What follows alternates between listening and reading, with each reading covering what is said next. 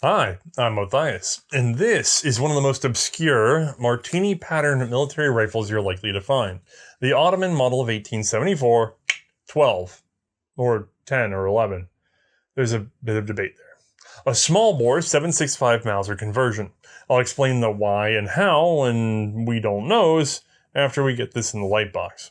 With an overall length of just over 45 inches, this guy should be much handier than its pappy, the Peabody-Martini as contracted by the Ottomans. However, it weighs in at a terrific 8.8 pounds. That's probably because of its very large diameter barrel. It is still a single-shot rifle, and it now takes the 7.65 Mauser smokeless cartridge, which actually represents an interesting engineering feat that we'll see in a moment. Before we cover our rifle today, I'd like to show you this one. It's an early war, well, 1916, Carabiner 98 AZ, and it's in excellent condition despite being over 100 years old. Now, how in the world could that be possible? I mean, it went through the Great War, it was around for World War II. If only the German army was using some sort of amazing thing that made their guns look great forever. Noticing a pattern yet? Well, yeah, because Ballistol helps make these episodes possible, and also helps make this rifle possible. Remember, as then produced by Clever, it was the universal oil for the German army during the Great War. This rifle started its life being treated with Ballistol, which apparently did no harm to it and quite a lot of good. I understand there are other options out there, but for my part, I've never hurt a firearm by using the same product that kept this guy safe throughout its entire service life and probably some time beyond. Thanks, Jeff, for letting me use this. And of course, the vast majority of our funding comes from our patrons. If you have the ability, please consider giving us a hand. And those of you who are already giving us a hand, don't forget that we are now offering an executive producer credit at the end of the episodes. And for those of you who don't want to spend anywhere near that much, I will point out that you have unlimited access to our behind the scenes podcast. And for those at the $5 level, we have some wonderful scans coming at the beginning of every month of historical gun-related documents. Long ago, before I started this show, I could afford to collect firearms, and so I'm happy to say that this is one of the few times I actually own the piece that we're featuring. Which means I've been really looking forward for years to covering this, because this was a little pawn shop find many years ago. However, I should preface that this whole episode has a little bit of a problem. There are no documents to back up the story that I'm about to tell you, not direct ones. Instead, the majority of what we know about this rifle comes from reading the history around it, the other rifles around it, and interestingly, quite a few clues that were written into the very metal of the surviving examples. That little caveat in place, let's do a quick review to set the stage. Previously, we've covered the Ottoman adoption of the Peabody-Martini in 1874. This was identical to the British rifle, but they chose better ammo. This roughly 11mm cartridge used a solid drawn brass case right from the start, none of that wrapped foil insanity. However, they didn't outthink the British on the actual rifle itself. That's because the first Ottoman pattern was a direct clone of the British Mark I second pattern, albeit produced by Providence Tool in the USA. This rifle had some serious problems, and so, like the British, the Ottomans had to simplify and improve it by advancing to the Mark II pattern, usually called a Type B by collectors when referring to the Ottoman rifles. In 1887, they would adopt a then very advanced small-bore black powder repeating rifle. Sadly, right as smokeless appeared on the world stage. However, this did thankfully cement a relationship with Paul Mauser, who later supplied them with the excellent model 1890 rifle. Along with it came the 7.65mm Mauser smokeless small-bore cartridge developed for the Belgian contract. This became Mauser's favorite for some time. The Ottomans would stick with 7.65 through World War I, so their next two rifles, the 1893 and 1903, chambered the same. Fun fact about the Ottoman Empire, especially in those latter days, it was fairly unstable and very concentrated, at least in terms of arms. The Sultan kept the best equipment in the most trusted hands, and often with large reserves of modern arms sitting in storage right there at his capital, while the army got by with ancient Snyders and black powder martinis. However, this seemed to change after the Young Turks. The 1908 internal rebellion of usually young progressive men of high education included in their numbers government officials, medical students, and of course military officers. This, combined with strong German military influence, began to crack the deeply aged and frankly unreliable system as was. This matter was further reinforced by the edges of the empire beginning to crumble away. In October of 1908, a largely autonomous province declared its independence from the empire, becoming the Kingdom of Bulgaria. This was followed by the 1909 Haran Druze Rebellion, the 1910 Albanian Revolt, the 1910 Karabakh Revolt, the 1911 Albanian Revolt, and during 1911 and 1912 the Italo-Turkish War, which was another painful defeat. Due to all the fighting, and especially the fear and then reality of losing, a series of martial reforms were begun, which included a program started in 1910 to help modernize the militia and auxiliary martial units. Given the sheer size of the empire, there were not enough modern rifles to go around to everyone. There also wasn't nearly enough money to buy so damned many right away. The compromise was, of course, to convert existing black powder martinis, just as the British had done long before. The standard rifle at the time was the Mauser model of 1903. This used a 7.65mm barrel, 29 inches long, fitted with a handguard, and featuring a tangent rear sight. All of these features would be rolled onto the Martini. Now, as you saw, I happen to have one of those conversions right here, and it's probably easiest to just explain it to you by showing it to you. Welcome, ladies and gentlemen, to the Four Empire mullet, because we've got British/Ottoman at the rear, and as we carry on forward, suddenly we're in German-Austrian territory, and we're kind of back to the Martini just for a moment here. What the heck is going on? Well, let's start with the more obvious. So, at the front, we have this is a recycle of the old Ottoman Peabody front band, taking the same bayonet lug. We have a threaded small bore cleaning rod to match that small bore barrel. This is down to 7.65, although the outer diameter has been kept as the original. That's so that we could reuse the same hardware. A plain front sight, and then frankly, as we'll see in a moment, I believe this entire assembly up here is sleeved onto the original barrel, taken off and milled off of the original rifle. If I bring her on down, we'll have a mid-band, at which point we start a half-length handguard.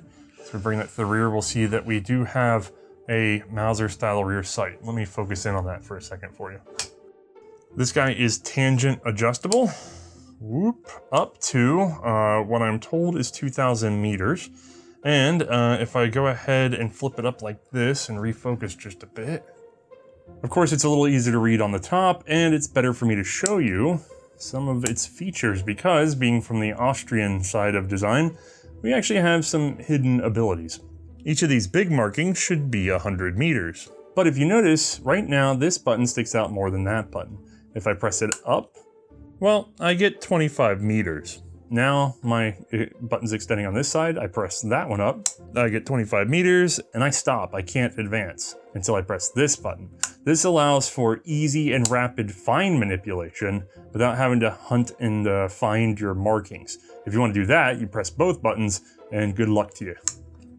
Now, of course, all of this front-end work was done in order to standardize along the lines of the 1903 Mauser, which was standard in service for that time. We even are underslung here and all the way at the toe of the Martini-style buttstock.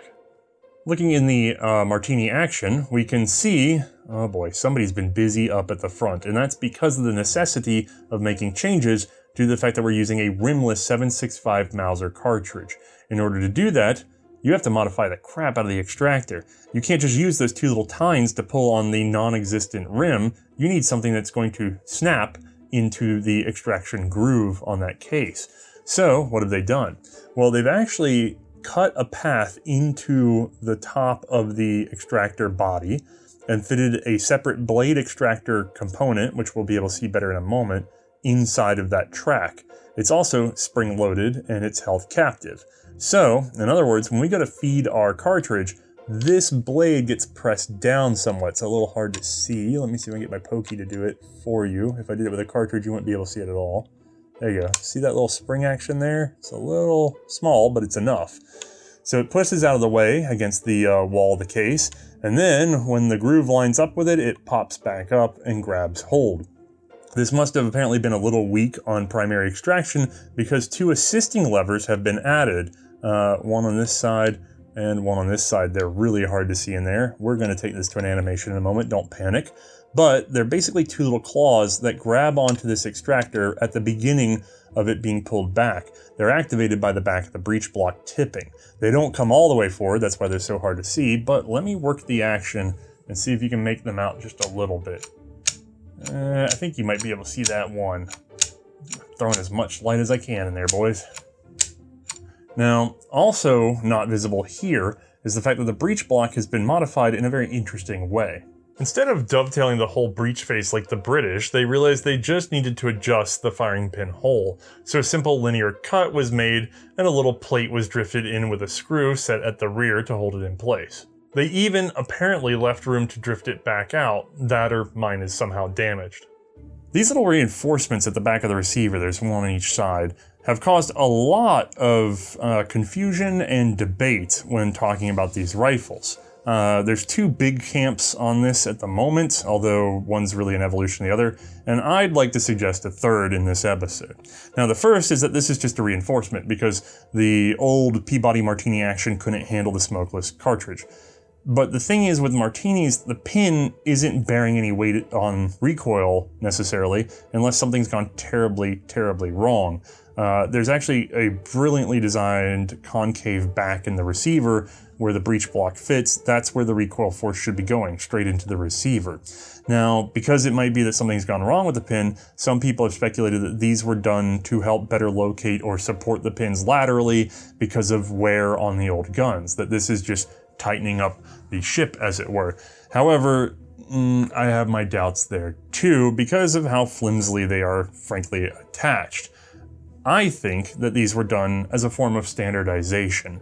And to make that suggestion, I'll point out the fact that this particular firearm is indeed a Mark I style of Martini or an Ottoman Type A. It used to have a manual safety, and there's some other signs in this gun of the same.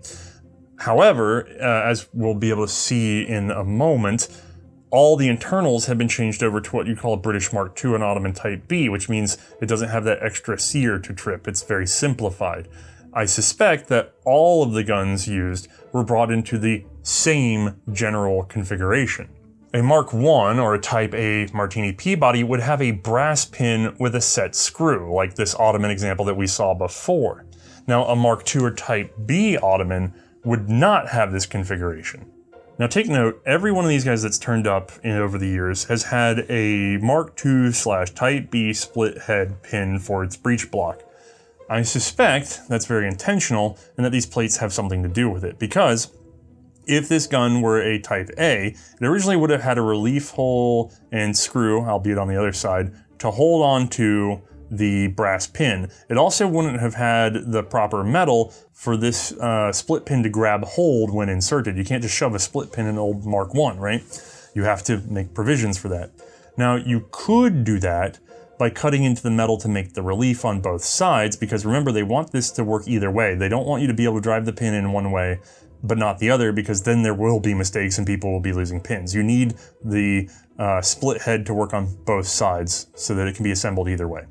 Now, you could do that by moving a lot of metal around and being very careful as you do it, or you could just go ahead and throw these plates over, which simultaneously covers up the old hole from the old set screw, and it's done a lot faster and easier.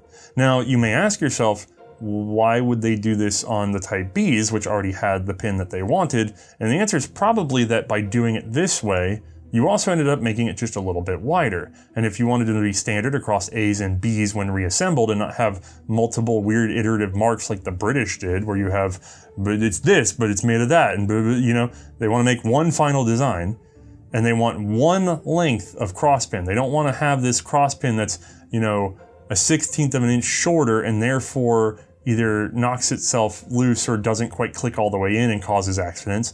They have to make the pins the same length for both rifles. So what do? They put the plates on both rifles. Boom, done. They're all in uniformity. At least that's my going theory. Now, as far as markings go, we can faintly see the old Peabody marks, and then we have, unfortunately, the name of an arsenal that I can't read, supposedly in Istanbul, as I've been told by people who can read. And then we have the year of manufacture. More on that in a moment. But if we flip this guy up, We can see that after converted, it was given a new serial number. These appear to actually be in one block ascending in order, at least as far as we know. It's worth noting at least one example is turned up without the plates. It was a Type B, which wouldn't need any changes to use the split head pin. Okay, so we got the nickel tour. Let's see a bit deeper with the help of our animator Bruno, because unlike the previous Martinis that we've seen since the Mark II, this one actually functions differently. At its heart, the Ottoman 1874-12 is just a Mark II style Martini-Henry, single shot, tilting block, auto-extracting. However, some changes had to be made in order to use the rimless 7.65 Mauser cartridge.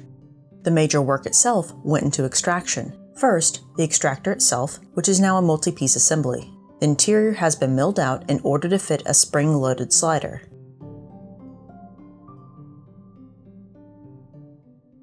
We can see it better here, constantly pressed upwards by a small coil spring. When the cartridge is inserted, the extractor insert is pushed down. Once the case's extractor groove lines up, the extractor insert springs back up.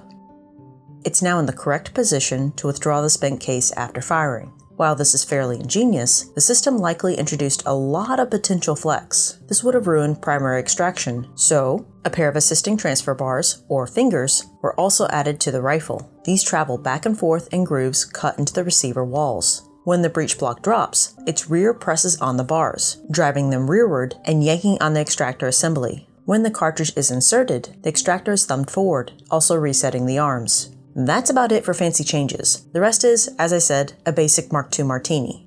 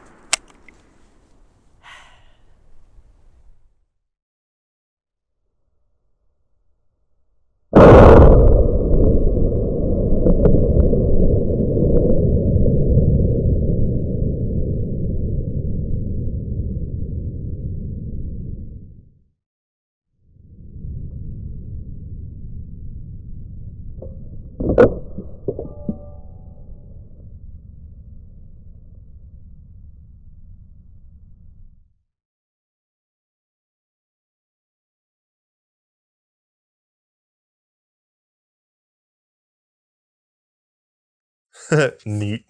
Production for this rifle was apparently a mixed bag. Markings found on the barrels and sights reveal that they were contracted from OEWG Steyr in Austria. Some sources claim that they handled the conversions overall, or at least some of the complicated little fiddly bits, but I've never seen evidence to this effect. It appears, but has not been proven to my knowledge, that the barrels were turned down near the muzzle to accept a sleeve, likely made from the original large bore barrels. You can just barely make out a seam on my example here, where the end was probably pressed on. The original diameter means that the old bayonets could be fitted to the new rifles, and you don't have to do any fancy lug cutting or anything. As was, this would mean the socket-style spike or the massive yataghan. Many of these guys actually were converted into a shorter, straightened pattern, again to bring the updated Martinis in line with the contemporary Mausers. While I'm not sure who did the sleeving, the rest of the hardware seems to be converted or made in the Empire. The rifles themselves claim they were produced by a factory in Istanbul. These same markings also tell us something about when they were made. Long ago, the Ottomans had used the Islamic lunar calendar, but they later updated to what's known as the Rumi calendar. Fun fact, this came about because of a 1677 Gregorian calendar attempt to get the financial records more in line with the Julian calendar. In 1740, March was made the start of the fiscal year. Finally, in 1840, a Julian calendar starting in March was adopted, with the years counting from 622 AD, which is when Muhammad and his followers moved from Mecca to Medina. The same event that marked the start of the formerly used Islamic calendar. You guys get the idea. The alignment of the Rumi calendar would be shifted in 1917 to better line up with the Gregorian calendar, but this is obviously before that. In 1926, the Rumi calendar was abandoned entirely, which can get real confusing when trying to do any sort of Turkish records. Examples of this rifle have turned up marked 1327 through 1331. That means a range of 1911 perhaps to as late as 1916. However, because the Rumi starts in Gregorian March, production could be as tight as 1912 to 1915, depending on what months exactly we're talking about, hence some confusion. There have been claims of markings as low as 1326, but I've been unable to confirm them. So, 1911 or 1912 are the most likely starting points for production. We tend to call this the model 1912. As far as how many were made, I've read OEWG received an order for 200,000 rifle barrels at the end of 1910. Known serial numbers suggest 150,000 rifles were assembled, but given that they are scarce, we could be missing a whole block. Given that this was a cost-cutting attempt to get more rifles into the same cartridge without bothering to fit a magazine, not that such a thing is easy on the Martini anyway, you'd expect this rifle to be at best a third-line guard's weapon and more likely just for training, but that doesn't seem to have been entirely the case. It was still in production during the Albanian Revolt of 1912, now an annual tradition. And while many were produced, I'm unsure if or how it was issued during the Balkan Wars of 1912 and 1913. However, by the time of the Great War, the 1874-12 was being issued out to a number of roles. Yes, training in reserves and special troops, like the artillery and signalmen, and especially naval personnel seem to turn up in photos with them. However, there is plenty of evidence of these rifles making it to the front line for direct service. Most of the examples known today were actually captured during the war by British forces in Gallipoli and Palestine. Honestly, it's not that surprising in a war of attrition that the Ottoman Empire was so woefully short on all sorts of materials and arms. That's because domestic production was practically nothing. They borrowed so heavily from the Germans during the war that post-war, they would switch their official cartridge to 8mm Mauser. The ultimate fate of the converted Peabodys is sadly unknown. With somewhere between 150,000 and maybe 200,000 manufactured, you'd think that they would be more common in the market, but at some point there must have been some sort of unknown mass extinction event for these guys. Thankfully, though, we have this one here today, and I can therefore ask May to give her opinion on this unusual but fairly brilliant small bore Martini. All right, once more, we made room for May. Hello. And today we have the Ottoman 74, probably 12 conversion rifle. Good God, that is so heavy. Why don't you give me a quick rundown on this, just ergonomically? Well, instantaneously noticed the moment you handed it to me, just the density of this one. I didn't remember it being this dense, but it has been, I think, since 2019 since I shot this guy. I have the Mark, wait, this one's the Mark II. But Yeah. This is the 303 converted. Okay. If we set them both on the ground real quick, which I know they can't see the bottoms of, but lengthwise, we're only about an inch longer on the 303. So, presumably, they should be close in weight. Now, what's happened, though, is that they have preserved the outer diameter of this barrel from the old 11mm and just bored out for 303, right? So, it's just a really thick barrel. This has a 303 barrel that is 303 both in internal diameter and external. So this is a lighter barrel, which means they had to put a wood shim in here to support it. This can use the original hardware as much as possible. So between the two of these, You got your thing stuck? you got caught in our wiring. There we go. Oh my God. It's actually heavier. It feels heavier. The Ottoman. Yeah. Oh, yeah. That doesn't make any sense. It is a dense. I mean, it does, but dense God, it rifle. is dense. It feels thicker, too. Yeah. Overall, well, just the amount of wood that's right here, all of this just feels like there's so much going on. I'm not used to a Martini that has a or a half handguard like this. It does seem to be more proud than this one. And I'm feeling the wood, and that seems like it does have a beefier stock. Overall. So, other than that, what's it like to get your hands on it? Well, I mean, it's still got a lot of the Martini-ness about it, obviously. Same receiver, lever action open style. Okay, when you throw it up, the back end is basically... Yeah, the whole Martini grip. You kind of have a semi-pistol grip on the lever. Which is kind of nice. And I've got my little thumb pad here. Unusual feature, obviously, are these reinforcers here at the back, which I know that's still kind of up in the air what they were potentially for. I would not call them reinforcers. I don't think so. What would you call them? I covered it early in the episode for the audience. I don't think you were in the room for that filming segment. But I think that they were done in order to... Because remember, there's a Type A and a Type B. And one's like a Mark 1 second pattern British and one's a Mark 2 pattern British, right? And they had different cross pins, and I think they were done to universalize that. What it would do is it would simultaneously take a Mark 1 and make it Mark 2 compatible, and it would take a Mark 2 and make it the same length of pin as the converted Mark 1. So if you just add it to all of them, what you get out the other end is the same for everything.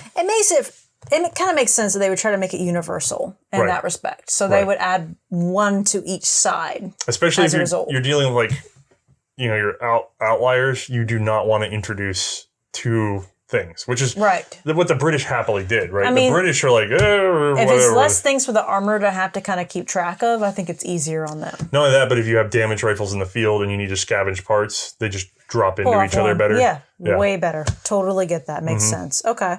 So obviously different feature. I remember, rear sight on this guy. Obviously totally different. Yeah. Not like the Martinis. It's very Mauser-esque tangent rear sight. I love looking at this gun because like from here below, Martini. From here to the middle band, Mauser. Yeah. And then all of a sudden, Martini again. Yeah, it's like, all right.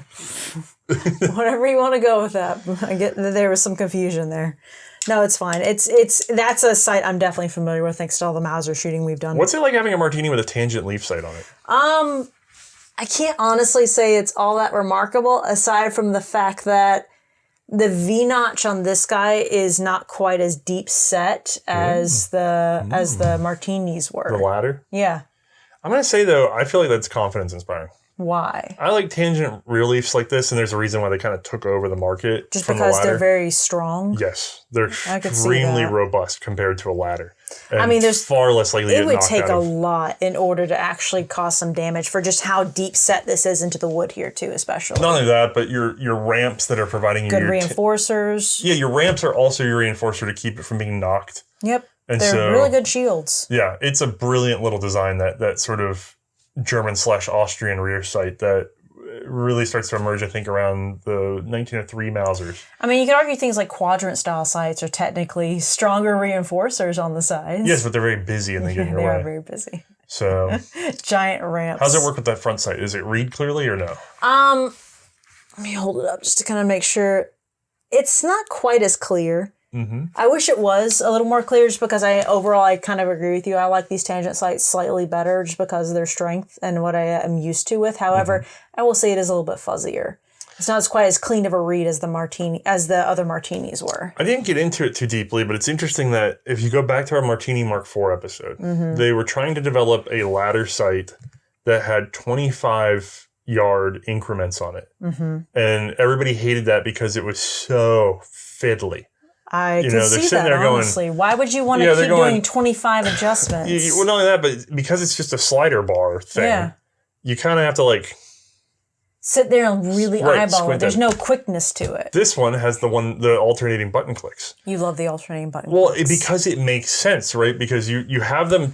They did this whole project that failed because they wanted to have 25-yard adjustments. The Ottomans have 25-yard adjustments.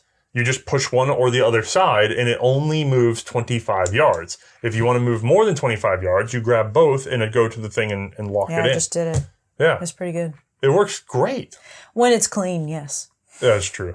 But generally, you're supposed to keep it better than relic condition when you're using it. Just some Ballistol. All right, so... what's it like to get this up on your shoulder and get shooting?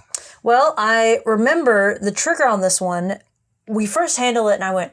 God, that's a really clean trigger. It's very crisp. And I remember thinking, Is this a Mark 1 trigger? Everyone who shot this rifle that is familiar with Martinis extensively has assumed that there was a Mark 1 trigger in there. Yeah. Because it's so smooth. It feels different. It definitely did. Yeah, they've done something different from the British. Yeah. I can't say what or how it was polished or whatever. But it feels so good. It's very crisp. Mm-hmm. It is actually a Mark II style trigger. It has just the tumbler resting on the sear. Yep, very surprising to open it up and find that. Now, since this is a converted Mark 1/2 pattern / Ottoman Type A, those dimensions, I don't know that they did the whole thing the British did by cutting out the carriage and putting in another thing to get the whatever. They probably just lengthened up that arm a little bit more and overcut the breech block more because now they're going to small bore. They can kind of get away with it. I suspect they did that, so I doubt a Mark II 450 group would drop into this. Yeah. I haven't checked, so somebody might prove me a liar on that, but my intuition is that it is slightly different mechanically from a Mark II. I mean, I could see that just based on how it feels. It is different. You just know as someone who shot both. All right, smooth trigger. What about loading and unloading? Loading and unloading? Loading, not so much that different, frankly. Can't be, because there's really not that much of a drastic difference there. Unloading, I did notice that extraction was a little bit spongier, I want to say. I didn't really feel quite as crisp as it did on the previous Martinis we've shot. No. And I understand there's a different extractor setup in there. You have no rim, you have no...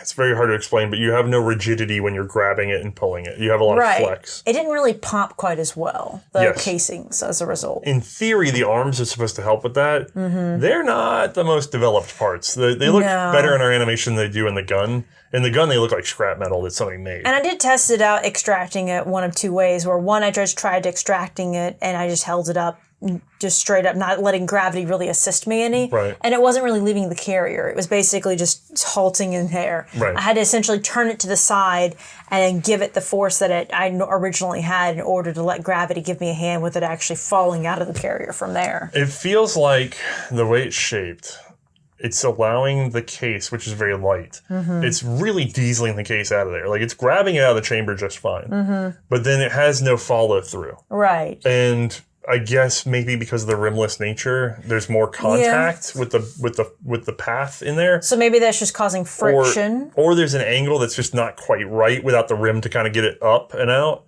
But regardless, the cases get real lazy in there if you don't give it some gravity. Yeah. Because they come out fast, and then they just sort of, like, they run completely out of momentum. It's just like... Yeah, it's like birdshot. It just, and then just... So it's like, ha! And you gotta get it out of there. Yeah. Not really all that useful. It's not the best extraction. But I mean, I guess I didn't really have a case get too stuck on me. It's also not brand new. So I don't know what one of these factory would have done. This thing probably saw some heavy service. I'm curious to see. Now, shooting 7.65 Mauser out of a Martini. What's that like? Realistically, it was kind of similar to the 303 in terms of the amount of recoil, but I think there was slightly less just because... Heavy barrel. Yeah, I just don't see how...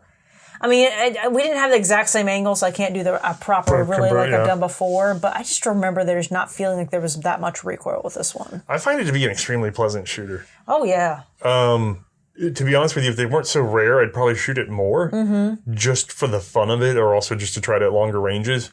Because there is something about having a single shotgun that slows you down, keeps you from consuming all your ammo at the range. Right. And it's a Martini. Yeah. And it's 7.65 Argentine, which is not the easiest cartridge to get these days, but it wasn't the hardest 10 years ago. Oh, no. And so you could just sit there and sort of plink with it. Very pleasant. Absolutely. And not too much on the shoulder. Even people who weren't that experienced with it, I don't think they'd have a difficult time with it. No. It's a fairly mild rifle. Yeah. So how do you think of it as a Marshall replacement, as a stand-in arm for not being able to afford a repeater? I mean, I realistically don't see how it could not be a bad replacement. I mean, they didn't really have a lot of reports of these getting heavily damaged, like not like with the Mark IV and stuff like that. Did they? Where they have a lot of cracked receivers or anything like that? Or I don't know. We don't have any. So the funny thing is about these guns is we only really know a little. We have a little taste of some records from Steyr, supposedly, which actually don't jive with the serial numbers we've seen from these by about 50,000. Sure. And then we have the markings on the gun themselves, which tell a lot when you compile them all together. Okay. And then we have photo evidence of them in use because they actually turn up in photos of Ottoman soldiers in World War I especially. Neat. And we have the evidence of them coming home from certain battles as war prizes. That's about it. So they made it back. We don't have any of the records on the Ottoman side of this transaction. Huh. And a lot of it has to do with the fact that it's very hard to get information on Turkey about the Ottoman Empire. There's not that much communication between the sort of histories of this time.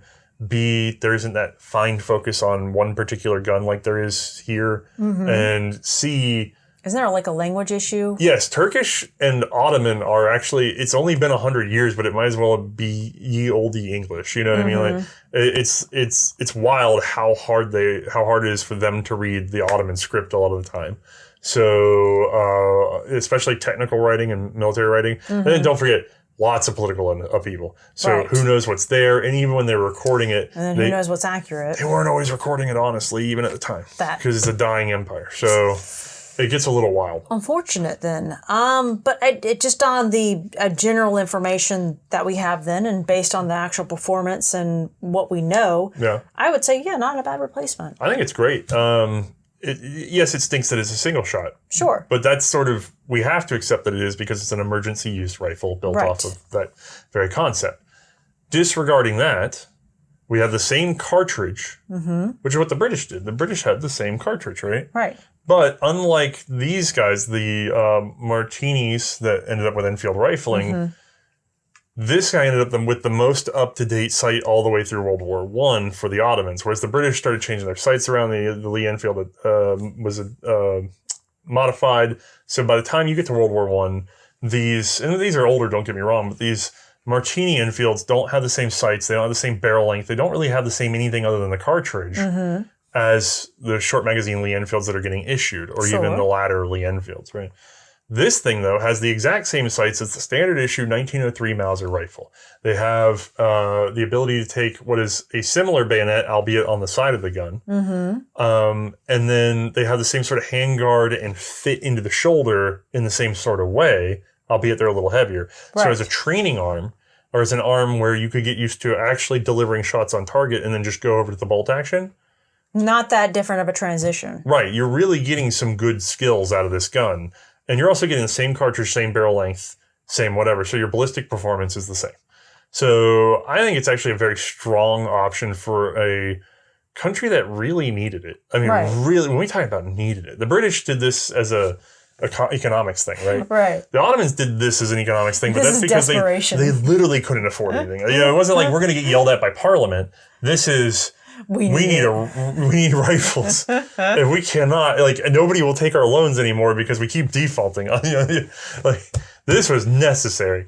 And, you know what? Not bad for desperation. No, because it came out really clean. It looks really well executed. This does not seem claptrap. This is actually kind of brilliant. Anyway, I agree. No, you're not wrong. All right, I think that's it.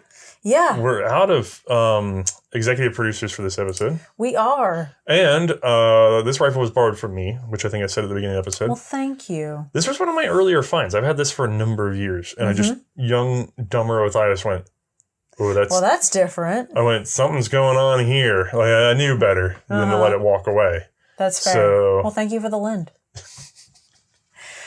If anyone is curious about the executive producer role, pop us a message regarding it. We do have that opportunity. I think there's still some slots currently right now left on the 1911 episode, I think there's one. We limit it to I think it's 3 max executive producers. Okay. Because that would match like a sponsor, like a single hard sponsor. Sure. Anyway, so you can contact us at our contact form. You can always support us at much, much, much lower amounts over at Patreon, Utreon. You guys get the idea. Player. It's called Player now. Player. It's very French now. I love Ed very much, but I do not understand that name. I get it, but it feels weird to say. They got yelled at by Patreon, so they switched from Utreon to Player. I don't want to be I feel like feels like a swingers site or something. It's like, join me on Player. All right, any final thoughts on this one?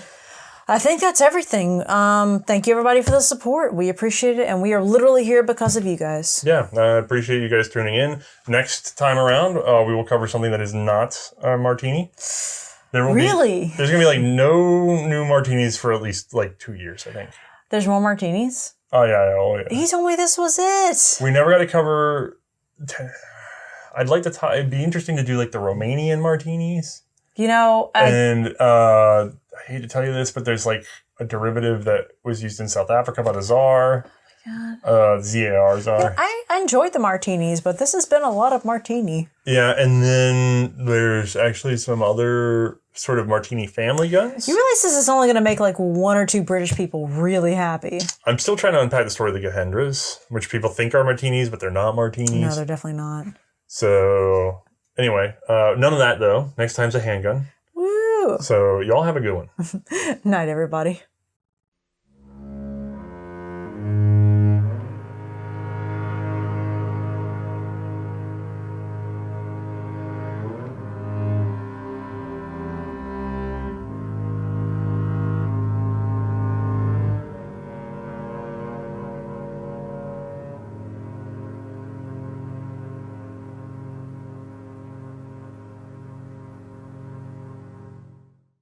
There is no truly good book on the 1892 at all because of all the documents I went through.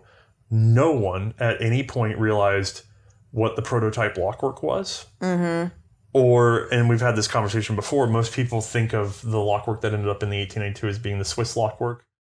Okay, good. Archival Research Group. You should check him out if you want the US version of this. One of the services he offers, by the way, is if you're a subscriber of his, whenever he's going through military documents and finds serial numbers for any U.S. firearm, he keeps them. Mm-hmm. So if you're a member of his group, you can research any U.S. military equipment by serial number with him. And if it got mentioned in a trials report or in an inventory in Europe or something like that, he will have set it aside. So some people hit the jackpot in terms of knowing that their gun was, in this exact spot at this time. Some people, he was like, well, I have literally the number before and the number after that, and this lot was sent to this place, so very good chance it was in that same lot. Yeah. He's done a great job of that.